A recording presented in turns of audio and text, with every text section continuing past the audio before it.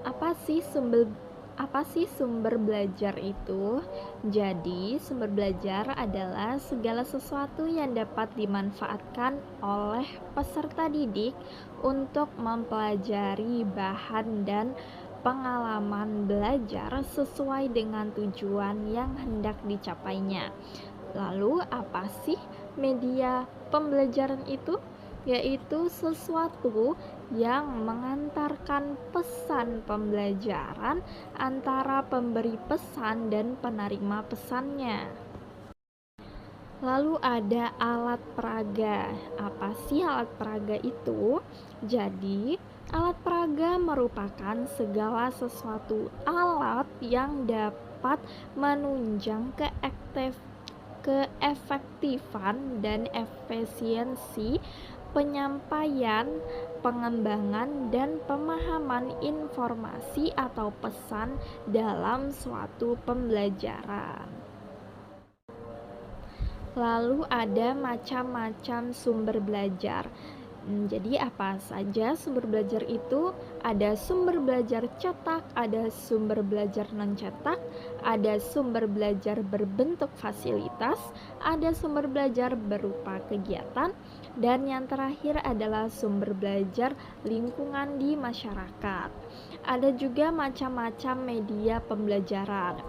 Jadi ada audio, ada cetak seperti buku atau modul, ada proyeksi visual, lalu ada proyeksi audio, lalu ada visual gerak, ada audio visual gerak, lalu ada objek fisik, dan yang terakhir ada manusia dan lingkungan. Aspek-aspek pendukung sumber belajar. Di sini ada motivasi, di mana kita memberikan motivasi kepada siswa agar mau dan giat dalam belajar. Motivasi banyak sekali cara yang dapat dilakukan oleh seorang pengajar. Lalu ada kemampuan guru dalam penggunaannya dan juga akan ditentukan berdasarkan yang pertama ada program pengajaran. Program pengajaran ini seperti silabus atau program-program yang sudah ditetapkan sebelumnya. Yang kedua ada kondisi lingkungan.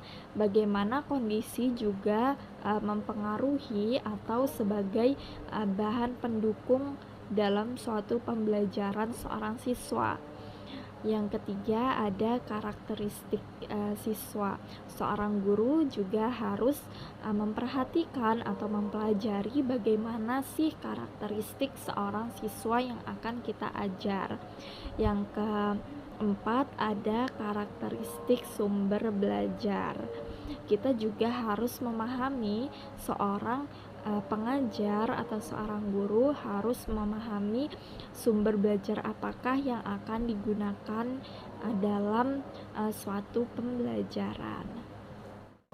Selanjutnya ada aspek-aspek pendukung media pembelajaran. Yang pertama, topik menarik. Jadi seorang guru dalam media pembelajaran harus menarik siswanya. Topik menarik apakah yang akan dibawakan oleh seorang guru tersebut agar pembelajaran menjadi lebih seru dan menyenangkan. Lalu materi dalam media, kita juga harus memperhatikan materi apa yang akan kita bawakan dan menggunakannya dalam suatu media pembelajaran. Lalu ada relevan dengan kurikulum.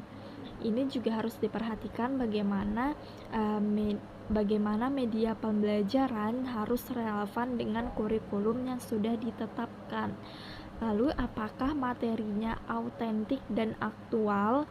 Ini menjadi pilihan media pembelajaran yang akan kita gunakan.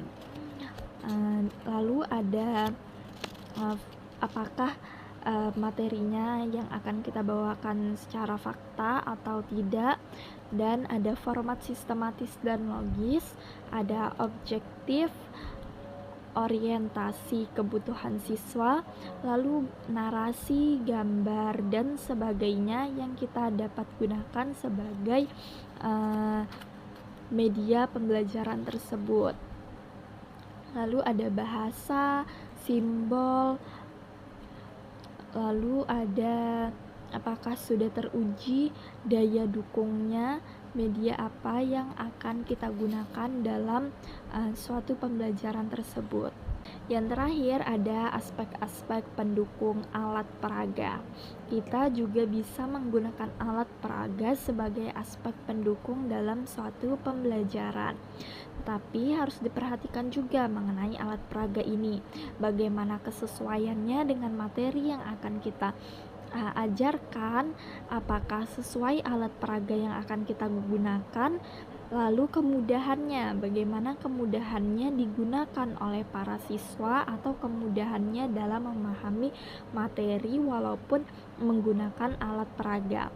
Alat peraga ini berfungsi sebagai alat bantu, jadi harus memenuhi aspek kemudahannya juga dalam penggunaannya, lalu terjamin keamanannya, lalu kemampuan dana dan kemampuan penyimpanannya, bagaimana alat peraga ini kita mampu dalam menyimpan dan merawatnya.